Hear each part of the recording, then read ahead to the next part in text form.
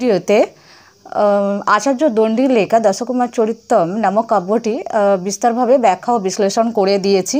তোমরা যারা সকলে এই ভিডিওটা দেখোনি তারা সকলেই এই ভিডিওটি দেখে নাও, কারণ আজ আমি দশকুমার চরিতের ছোট ছোট যে প্রশ্নগুলো ওই বিষয়বস্তু থেকে যে আসে সেই ছোট ছোট প্রশ্নগুলো নিয়ে আলোচনা করব। মহত্বপূর্ণ ছোট ছোট প্রশ্নগুলো আজ কী হতে পারে ওই বিষয়টা থেকে, সেই বিষয় নিয়ে আলোচনা করব। তাই তোমাদের বলে রাখি, এই ভিডিওটি তোমাদের ভালো লেগে থাকলে আমার এই চ্যানেলটি অবশ্যই সাবস্ক্রাইব করে রাখবেন এবং পাশে থাকা বেল আইকনটা প্রেস করে দেবেন, যাতে নিত্য নতুন নোটিফিকেশন তোমরা সবার আগে পেয়ে যাও। আর আজকে চলো শুরু করি দশকুমার চরিতের ছোট ছোট প্রশ্ন উত্তর কী হতে পারে সেই বিষয় নিয়ে আলোচনা করি। চলো তবে আজ বলে দিই দশকুমার চরিত থেকে কী প্রশ্ন আসতে পারে, কারণ এখন তো কম্পিটিটিভ এক্সামগুলো এমসিকিউ কোশ্চেনের অনুযায়ী হয়, অনুসারী হয়। তো চলো শুরু করি আজকের ভিডিও। দশকুমার চরিতম কাব্যটির প্রথম প্রশ্ন হলো, দশকুমার চরিতম কাব্যটি কার লেখা? উত্তর আচার্য দণ্ডী। 2 নম্বর প্রশ্ন হলো, দশকুমার চরিতম কাব্যটি কোন শ্রেণীর কাব্য? উত্তর আখ্যায়িকা শ্রেণীর কাব্য। 3 নম্বর প্রশ্ন হলো, দশকুমার চরিতম কাব্যটিতে কয় ভাগে বিভক্ত আছে? উত্তর 2টি ভাগে বিভক্ত আছে। 1 নম্বর হলো পূর্ব পীঠিকা, 2 হলো উত্তর পীঠিকা। 4 নম্বর প্রশ্ন হলো, দশকুমার চরিতম কাব্যটি বিভাগগুলি কী নামে পরিচিত?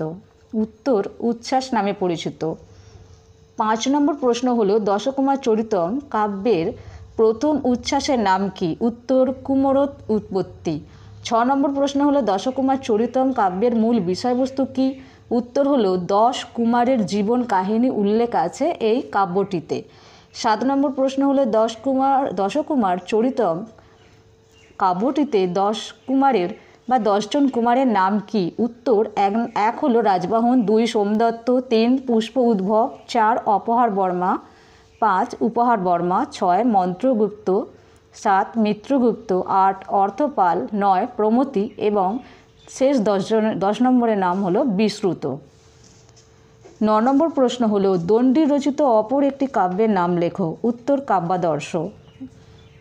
9 নম্বর প্রশ্ন, দণ্ডীর দশকুমার চরিতম কাব্যে কোন দেবতার স্তুতি করা হয়েছে? উত্তর শ্রী বিষ্ণুর স্তুতি করা হয়েছে। 10 নম্বর প্রশ্ন হলো, দণ্ডীর পিতামাতার নাম কি? উত্তর পিতার নাম বীর দত্ত ও মাতার নাম গৌরী দেবী। 11 নম্বর প্রশ্ন হলো, মগধ রাজার নাম কি? উত্তর রাজহংস। 12 নম্বর প্রশ্ন হলো, শতধৃতি শব্দের অর্থ কি? উত্তর ব্রহ্মা। 13 নম্বর প্রশ্ন হলো, ক্ষৌণী শব্দের অর্থ কি? উত্তর পৃথিবী। 14 নম্বর প্রশ্ন হলো, মগধের রাজধানীর নাম কি? উত্তর পুষ্পপুরী।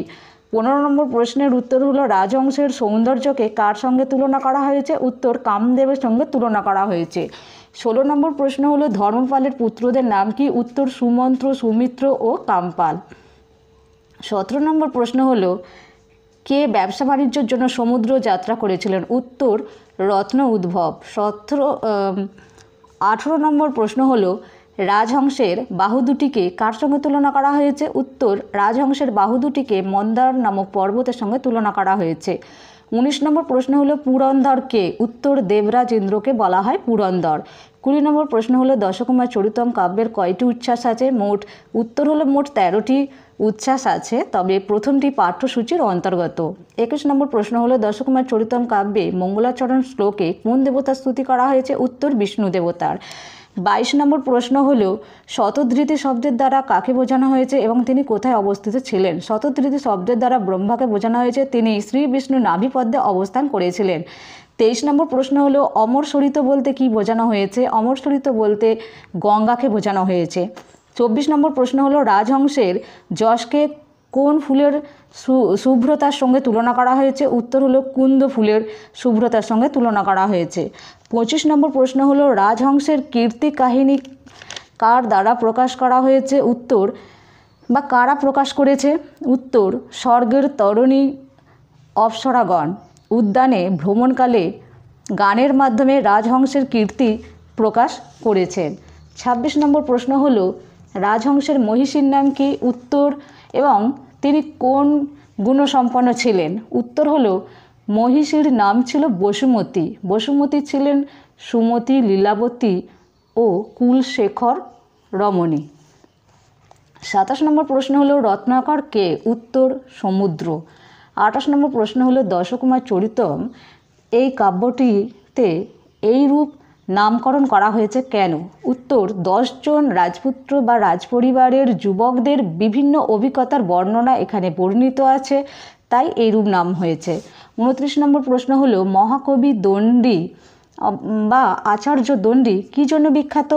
পদলালিত্যের জন্য বিখ্যাত। 30 নম্বর প্রশ্ন হলো মগধ রাজার কয়জন মন্ত্রী ছিল বা আছে? 3 জন মন্ত্রী। 31 নম্বর প্রশ্ন হলো শীতবর্মার কয়জন পুত্র ছিল? শীতবর্মার 2 জন পুত্র ছিল। 32 নম্বর প্রশ্ন হলো মন্ত্রী পুত্রদের মধ্যে কে উচ্ছৃঙ্খল ছিল? উত্তর, কামপাল। 34 নম্বর প্রশ্ন হলো কে বাণিজ্যে নিপুণ ছিল? উত্তর, রত্ন উদ্ভব। 35 নম্বর প্রশ্ন হলো কে সমুদ্র যাত্রা করেছিল? রত্ন উদ্ভব।